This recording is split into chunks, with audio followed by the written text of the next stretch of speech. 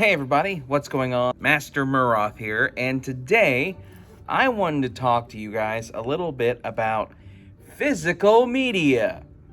So, it was recently announced by PlayStation that they will be discontinuing the release of physical media discs for the PlayStation 5 system in 2028.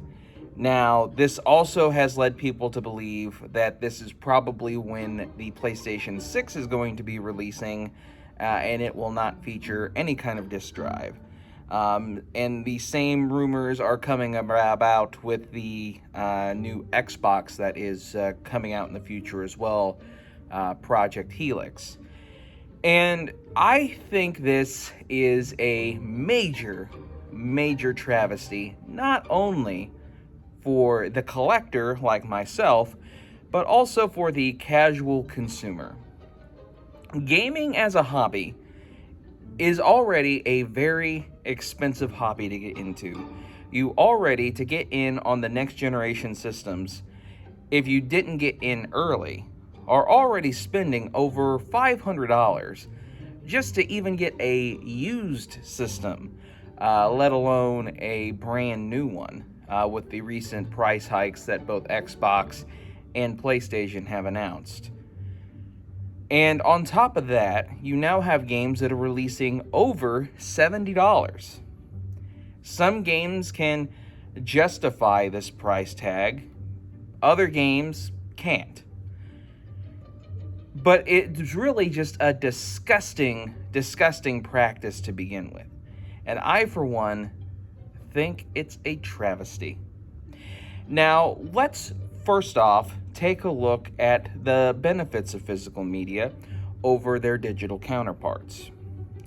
For example, physical media can be bought, traded, given to a friend. It could be exchanged for another product. And also, it preserves the game much more than a digital download does. For example, let's take a look at one of the most expensive games in the PlayStation 4 library, Namco Bandai's Godzilla. Now, when this game released, it released at the standard $60 price, and it was available both physically and digitally. Unfortunately, though, Bandai no longer wanted to renew the license for Godzilla, so the game got delisted. And over time, Godzilla for PS4 has spiked to such a high degree that it is almost a $300 plus game to get the physical version. And it's all because the digital version is no longer available to play. Unless, of course, you already purchased it digitally. But at that same note, that digital copy could be revoked from you at any time. We recently saw Sony, again, revoke the purchases of over 500 different titles from Studio Canal, a digital movie and television program distribution house. This included movies like Terminator 2, I believe Rambo was in the mix, and many others. Now, this means that even if you purchased that digital movie, because the distributor and Sony didn't renew their licenses with each other, you are out of that money. Whether you bought it on PS4, PS3, it doesn't matter. If you spent money on that platform, it's gone. You can't even access the content you purchased anymore. That is the dangers of digital ownership.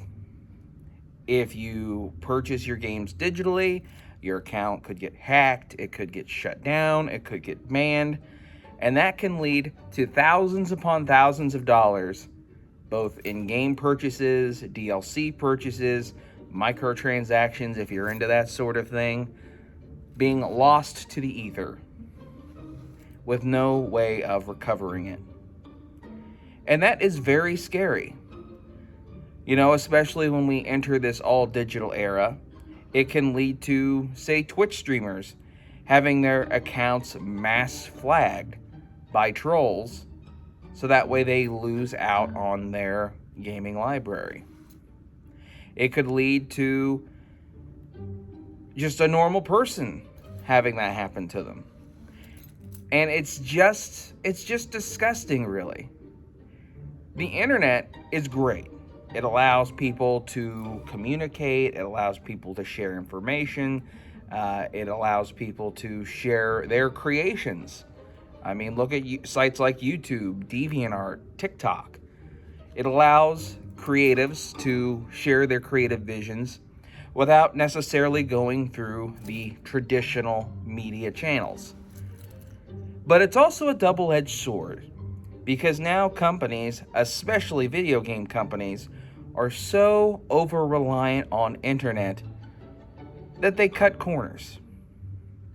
Now, you could also make the argument that physical copies, they aren't really that physical anymore.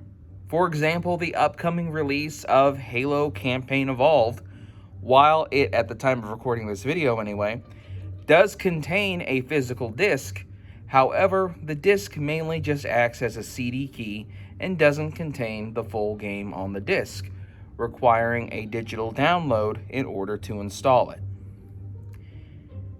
This is another bit of a double-edged sword, because you still have the disc, but if internet is no longer around, or you lose access to the internet, unless you already have that game installed, you're not going to be able to play that game. That's why generations like the Xbox 360 and older are so great, because you can go to any used game store like the one I'm recording this video in, go to the shelf, pick up a game, say Transformers War for Cybertron for the Xbox 360. You can buy it, take it home, put it in your system, and not have to worry about if that game is playable or not. Same with older systems, GameCube, PS2. That's why there are so many of us that are switching back from modern gaming to retro gaming. Because one, at least for now, it's more affordable, and two, we own the media we purchase. That's also why you're seeing a big uptick here recently in physical movie sales as well. Like I said, I work in a used game and movie store, and we have been seeing an uptick in purchases of DVD and Blu-ray in particular, as well as video games. And not just from, older clientele, late stage millennials and older, but we're also seeing a lot of younger millennials and also Gen Z coming in and purchasing these games. And it's a great thing to see. Now, when it comes to the future of consoles, if we are truly entering an all-digital future, I think I'm going to get off the train at that point. Because as much as I love console gaming, and I think it is the best way to play games in terms of its convenience, without that convenience and also the ability to own the games we purchase, there's no point in buying a $1,000 PlayStation 6 when I can just save up a couple $100 more and get basically a PC or a Steam machine, which acts like a PC. Or the rumored next generation Xbox, which is just basically going to be a PC with Xbox functionality. It pains me to say it. It really does. I've played console games my entire life. The first video game system I ever played was a Sega Genesis, and I played Sonic the Hedgehog 2 and some Mickey Mouse game that I can't remember. I then moved on to the PlayStation 1 and found my childhood favorite games, Crash Bandicoot and Spyro the Dragon. From there, I moved on to the original Xbox, I moved on to the GameCube, and I was fully introduced into the world of Nintendo with games like Mario Sunshine, Zelda Wind Waker, Pikmin, Super Smash Brothers. And then from there, I moved on to the original Xbox because of its abundance of Star Wars games. And then I moved on to Xbox 360, Xbox One. I had a PS4. I had both a PS5 and an Xbox Series X. And I have the Switch, and I had the Switch, and now I have the Switch 2. And I think when it comes to consoles, basically, aside from Nintendo, the mainstream consoles, I'm probably going to be wiping my hands of after this generation. I just so happen to have my system of choice now, and that's the system I'm going to be playing games on, for sure, for the rest of this generation, however long it pans out. But following this generation, if I even do upgrade to the next generation system, or rather the next generation of gaming, it'll most likely just be a PC. Because at least with PC gaming, yes, I do have to worry about whether or not games work on the rig that I have, but I do have a little bit more control on where I purchase games. There are several digital stores you can access on a PC, allowing for greater competition. By Sony doing this, they basically take full control of their games. A used game store like us, we won't be able to sell PlayStation 6 games. Unless they do like the little redeem code card things, in which case I don't even know if we'd even carry those at that point. And they basically have full control on what games people can buy and at what price point.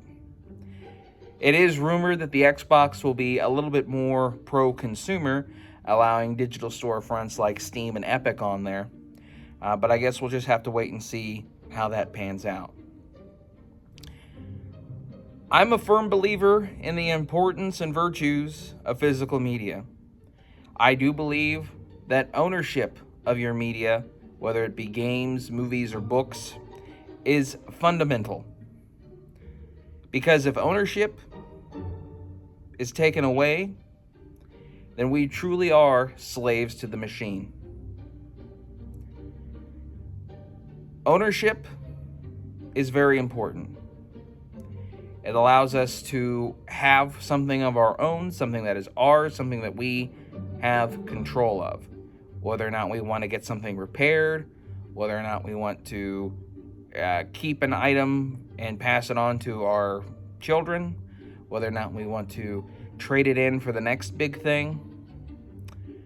We, as consumers, are getting the rug pulled out from under us almost every single day from every single industry. And while I do not advocate for things like piracy, I can fully understand if people decide to go down that road. Because as many people have said,